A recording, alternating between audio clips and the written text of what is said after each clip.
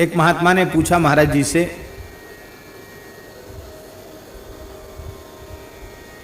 गुरुदेव श्री भक्तमाली जी महाराज से, महाराज जी पहले सुना जाता है कि महात्मा तपस्या करते थे तो इंद्र को भय हो जाता था, इंद्र अप्सराएं भेज देता था।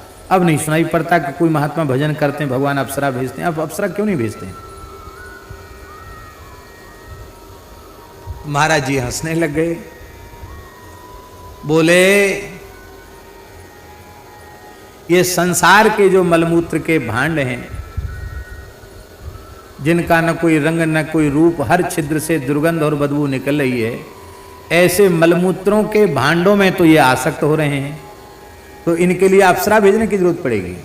महाराज जी कहते थे जब उनका भजन इतना ऊंचा उठ जाता था कि संसार का कोई भी उत्तम से उत्तम, सुंदर से सुंदर रूप जब उनको अपनी ओर आकृष्ट नहीं करने में समर्थ होता था, तब देवता समझते थे कि धरती के तो किसी लोभ लालच में फंस ही नहीं रहा है, और ये भजन करेगा तो इतना आगे बढ़ जाएगा कि हम तो बहुत नीचे रह जाएंगे, तो चला जाएगा पूरा सप्तावरण भेद करके मोक्ष को प्राप्त हो जाएगा।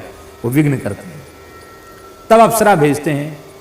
अब अप्सरा भेजने की जरूरत नहीं है, क्योंकि मन में त्याग वैराग्य का अभाव है, और जिनका वैराग्य ऐसा है कि संसार का कोई भी उत्तम से उत्तम रूप, रसगंध, शब्द, स्पर्श उन्हें अपनी ओर आकृष्ट नहीं कर पाता है, ऐसा जब उनका वैराग्य हो जाता है, तो ऐसे महात्माओं के लिए भी अप्सराएं कलयुग में आई हैं। संत श्री कबीरदास जी के लिए अप्सरा आई, संत श्री मलुकदास जी के लिए भी अप्सरा आई। माया ही अप्सरा बन के आई, और कोई अप्सरा इंद्र ने नहीं भेजी, माया ही अप्सरा का रूप धारण करके आई। और जब माया अप्सरा का रूप धारण करके आई और कबीरदास जी महाराज भजन करते रहे, उनका कोई आकर्षण ही मन में नहीं हुआ। परम सुंदरी साक्षात माया अप्सरा बन करके आई, नाचती रही, बहुत देर तक गाती रही। कबीरदास जी अब बेचारी कहाँ तक गाय नाचे, थक गई। कबीरदास जी बोले कि कहो देवी, काहे को परेशान हो रही हो?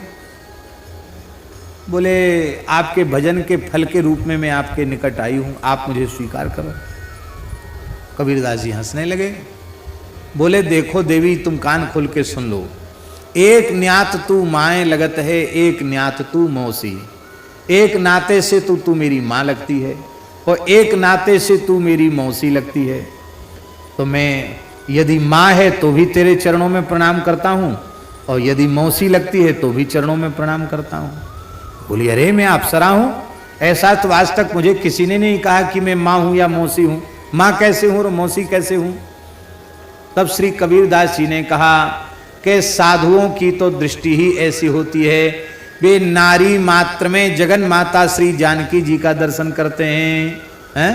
विद्या समस्तास्तव देवी भेदा, स्त्रियः समस्ता सकला जगत्सु, त्वयि कया पूरित मम्बयि तत् काते स्तुति स्तव्य परा परोक्ति। सारी संसार की स्त्रियां भगवती जगदम्बा का ही स्वरूप हैं, माता है।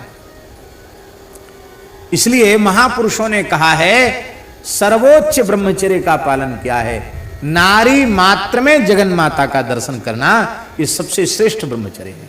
इससे बड़ा ब्रह्मचर्य और कोई दूसरा नहीं है, नारी मात्र में माता का दर्शन करना। और एक बात बड़े रहस्य की हम आपसे बताना चाहते हैं, यदि बिना विवाह के घर छोड़ दिया, साधु हो गए हैं, तो यदि वो चाहे तो 12 वर्ष के बाद एक बार अपनी जन्मदात्री माता से भिक्षा लेने के लिए जा सकता है। ऐसा नहीं कभी 12 महीना भी बाबा जी बने नहीं हुआ चले गए, लाओ घर में रोटी खाने लगे, ऐसा नहीं।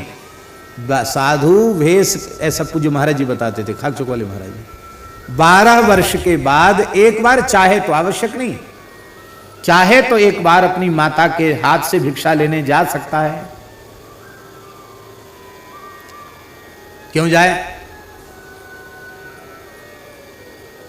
अब माताएं कैसी होती हैं? एक राजस्थान के गांव में शोभा यात्रा निकली। गांव था, मैं छोटा गांव, हमारे महाराज जी भी थे वहां। बाराघाट वाले महंत जी थे, तो गांव के लोगों ने ट्रैक्टर की ट्राली में जो इसके बेंत के मूड़ा होते ना, मूड़ा, कुर्सी मूड़ा, वो रख दिए।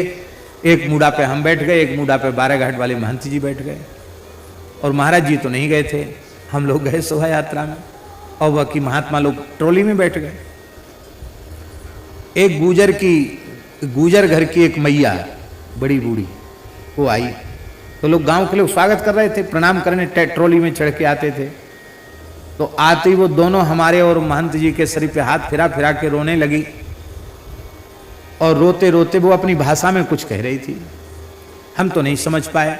तो मैंने महंत श्री राम प्रवेश दास जी से कहा, मैंने कहा क्या कह रही है, वो वहाँ रहते थे तो वहाँ की भाषा वो बोल भी लेते, वहाँ भाषा समझते भी हैं। उन्होंने कही वो ये कह रही कि इसको पता चला होगा कि ये दो भाई थे, और दोनों ही बोले हम थोड़े नाटे कद के हैं, आप भी थोड़े लंबे ऊंचे हैं, पर मोटे तो दोनों ही हैं। तो ये मैया रोते हुए ये कह रही है कि बताओ, दो ही तो छोरा घर में है और दो ही बाबा जी बन गए, मैया को कहा हो तो है, वो मैया के दुख की याद करके ये रो रही है। ले अब उसके बेटा तो हम नहीं है, लेकिन वो सुनी सुनाई बात किसी ने कह दी। बाराघाट वाले महंत जी दो भाई नहीं, वो अपने मैया बाप के अकेले हैं, अकेली संतान है अपने माता पिता की। उनके ग्रह त्याग के बाद उनका चचेरा भाई ही सब संभालता है, उसी ने सब किया काम, स्वयं तो अपने मैया बाप के अकेले हैं।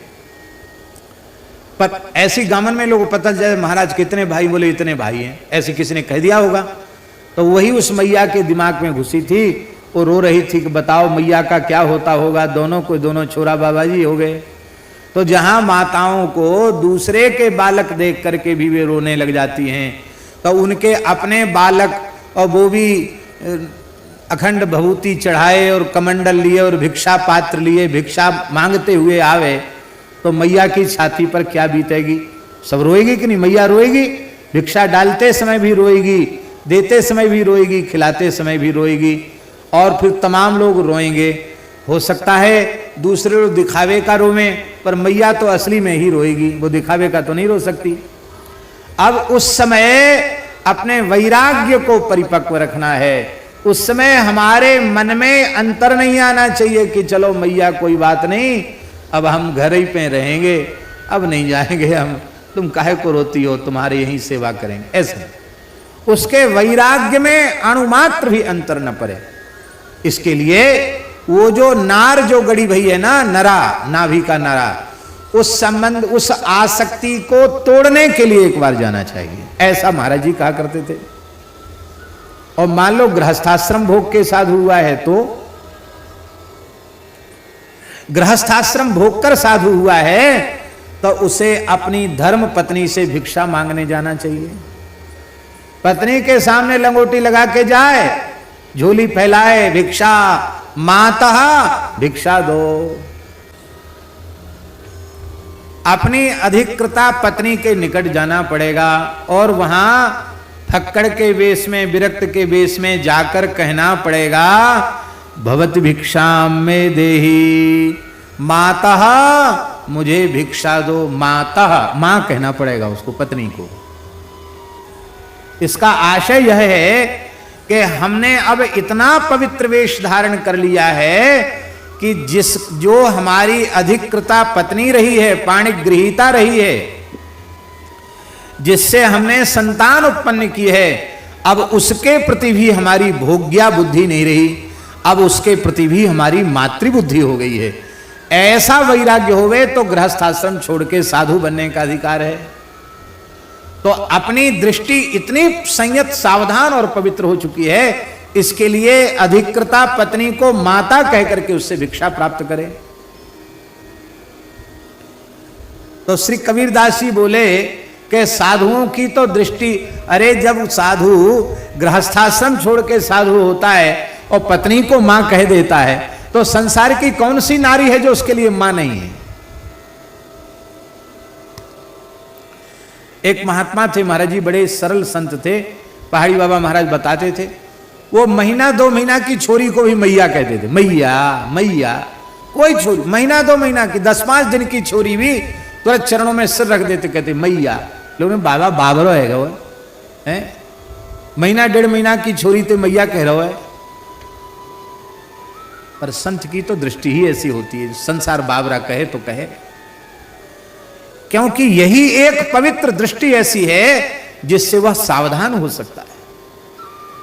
अब एक बात और बारीक बता मैं महाराज जी, धर्मशास्त्र के अनुसार पहली जो संतान होती है उसे धर्मज कहा जाता है। क्या कहा जाता है? धर्मज। इसलिए उसे अपने पिता माता के समस्त और दैहिक कृत्य करने का शास्त्रीय अधिकार प्राप्त है, उसे धर्मज कहा जाता है। किंतु दूसरी तीसरी अथवा उससे भी अधिक जो भी संतान होती है उसे धर्मज नहीं कहा जाता है, उसे कामज कहा जाता है अथवा उसे भोगज कहा जाता है।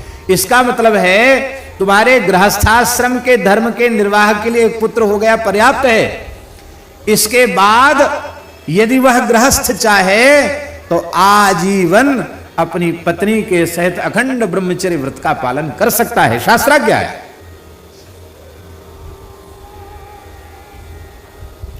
क्योंकि उसको वेद में जाया कहा गया है। जाया, जाया माने सबके अलग अलग संज्ञाएं हैं। स्वयं पति ही अपनी पत्नी के गर्भ से पुत्र के रूप में जन्म लेता है।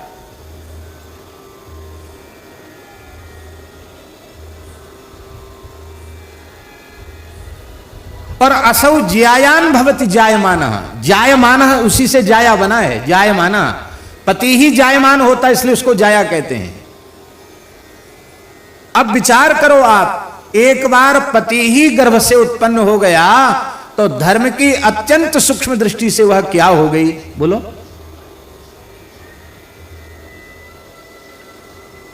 धर्म की सूक्ष्म दृष्टि से वो माता हो गई।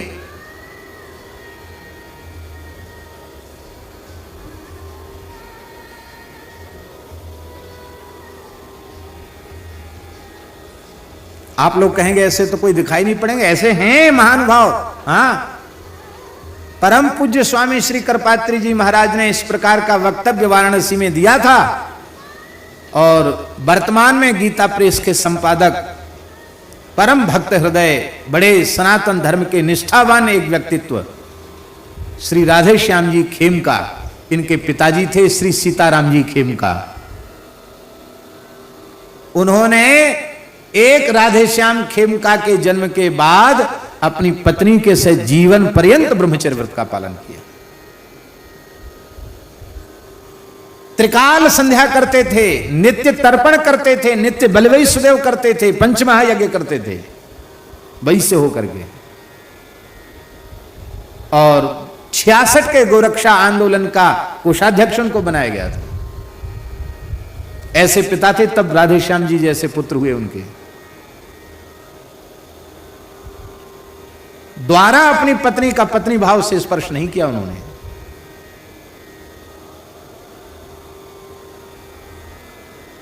ये खोमचे की दुकान थोड़ी है भगवत प्राप्ति, चना चवेना थोड़ी है। चलो चलो सब कोई कहे, पहुंचे बिरला कोए, एक कंचन एक कामनी दुर्गम घाटी दोए। नारायण हरि भजन में ये पांचों न सुहात, विषय भोग निद्रा हंसी जगत प्रीति बहुबात। अब यूं भी सब अपना समय बर्बाद भी करते रहो और बोले हमको भगवान मिल जाए। क्या गर्ज पड़ी है भगवान की तुमको? तुम्हारा उनका क्या काम टकरा तुमसे मिले बिना?